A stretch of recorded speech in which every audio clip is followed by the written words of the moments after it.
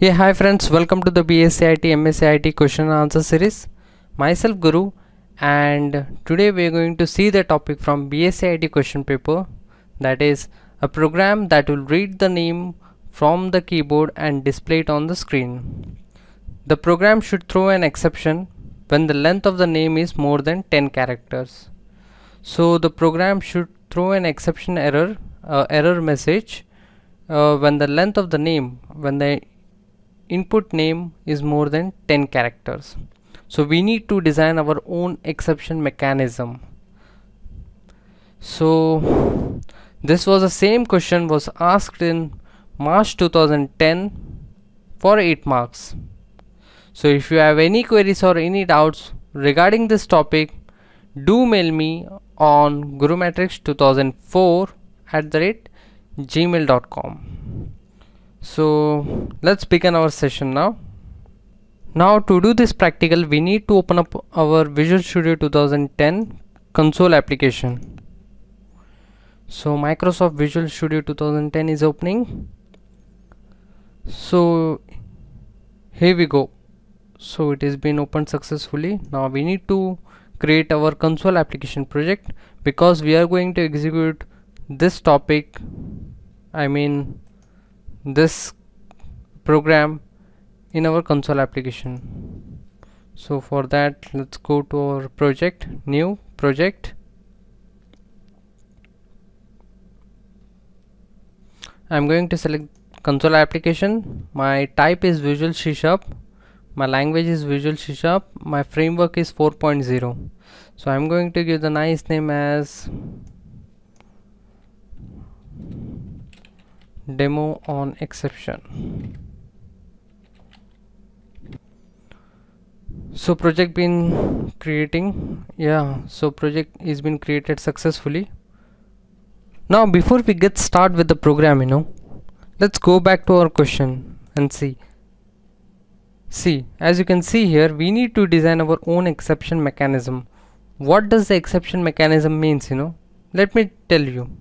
Let me just open up my notepad and let me tell you that exception mechanism is nothing but to handle the exception, to handle the errors, to trap the errors, to intercept the errors occurred in an application. So exception mechanism is nothing but to trap, to intercept and to handle the error occurred during in an application. So wherever we need to trap an errors in our application, we need to use exception mechanism. Let me just show you a simple demo, simple demo example of exception mechanism. A simple way, that is int I is equal to 0. I will say int j is equal to 10. Int p, I will say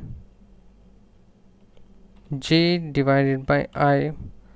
As we know that this part of code is going to create an error. So what we will do now, whenever we feel that any part of the code is going to throw an error, anytime, that part of the code we can write in our try block. So what the try block does is, wherever we feel that any part of the code is going to throw an error, that part of the code should be written inside the try block. And the catch block, what it does is, whatever the error is been thrown from the try block, it catches that exception and display it in the catch block. So console.writeLine error, I will say ex.message.toString. as we know that this part of the code is going to throw an error, so let's see that error message. As we know that we cannot divide 10 by 0, so attempted to divide by 0 is failed. That was an error. So this is a simple error message. So by use, as we know, as we see this exception, so we need to use this exception class exception class to design our own exception mechanism. So let's get started. Let's design our own mechanism by using the exception class.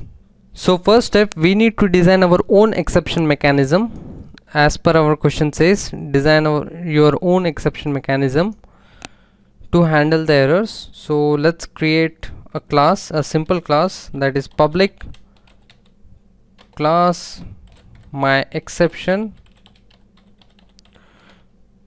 which I am going to implement with exception class, the main exception class. So let's use a constructor here to display the error message. My exception string error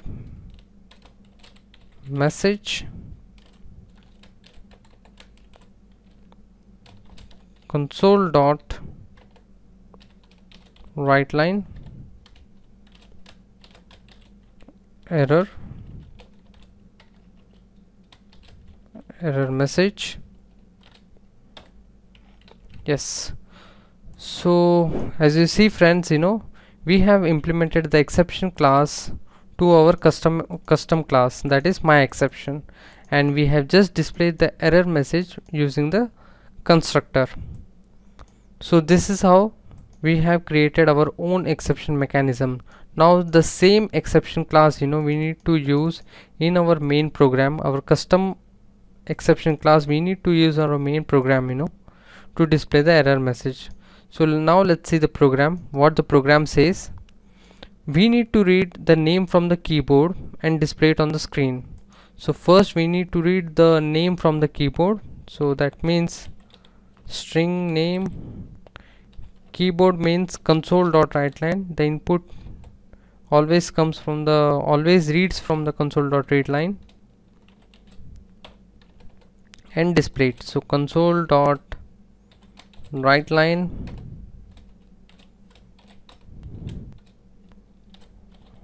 output name is name. Now let's see the question. The program should throw an exception when the length of the name is more than 10 characters. So let's check the length. If the name dot length is greater than 10, then throw an exception, or else display the name. If the input name length is less than 10, we need to display the name. That's what our program says. If the name is greater than 10, then we need to throw an exception. So let's throw an exception. Throw new our custom exception. Now the message is name should not, let's say, cannot be greater than 10.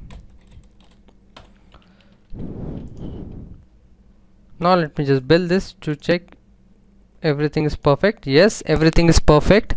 As you see friends, that we have used our custom exception class as the exception to handle the errors. Whatever the errors is been occurred in an application, that we have handled by using our own custom exception class, which is implemented from the main exception class. If I remove this, it will not work. A program will not compile. Just see. To throw an exception, it should be derived from the exception class. So that's why we have derived our custom exception class from the main exception class. So this is how the program goes. So we have successfully implemented a program which reads the name from the keyboard and display it on the screen, and throws the exception when the name length is greater than 10 characters. So we have designed our own exception mechanism successfully. So now, how to complete this answer in your exam paper? This is the big question, how to write this answer, how to present the answer in your exam paper, because this question came for 8 marks, so 8 marks is more. So now let me just show you how to get your 8 marks. First, whenever you start the practical, just write the overview of the practical, that how you did this practical, how you are going to proceed this practical, whatever what the steps you have followed in this practical. So as I written here, doing this practical again is a 6-step procedure. First, to create the simple console application, then taking the input from the string, then creating the custom exception mechanism and checking the length and displaying the custom exception, and finally running the application. So this is how I have written the overview.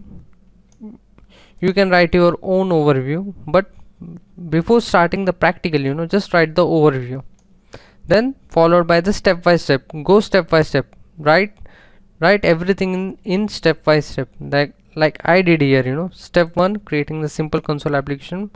Probably you don't need to draw this image, just say I have successfully created the console application. When I created the console application, I got this some default libraries with the namespace and the class main program. Then possibly come to the step number 2, taking the input name from the console. It's pretty simple. We need to use console.writeLine to read the input. Show the code snippet also, because that will make your practical more better, that will make your answer more better also. Just show the snippet also, that how you are read the input parameters by using the console.readline. So we have successfully completed the second step. Now coming to the third step, creating the own exception mechanism. So for that, first we have created the simple class, then implemented that class with the exception class. Means our custom exception class is derived from the exception class. Then finally creating the constructor to display the error message, a simple error message. Then the fourth step, once we designed our own custom mechanism, we need to come back to our main program to check the input length if it is greater than 10. If the length is greater than 10, we need to throw an exception, that is name should not be more than 10 characters in length. And finally running the application. So I feel this is how you should complete your answer in your exam paper with the conclusion. Don't forget to write the conclusion. I just missed out to write the conclusion here, but you need to write the conclusion with the output, whatever the output you will get. So with the output, write the conclusion and complete your answer for 8 marks. So this is how you need to present this question in your exam paper for 8 marks. If you have any doubts or any queries, do mail me on gurumatrix2004@gmail.com. So thank you friends, have a good day. Thanks.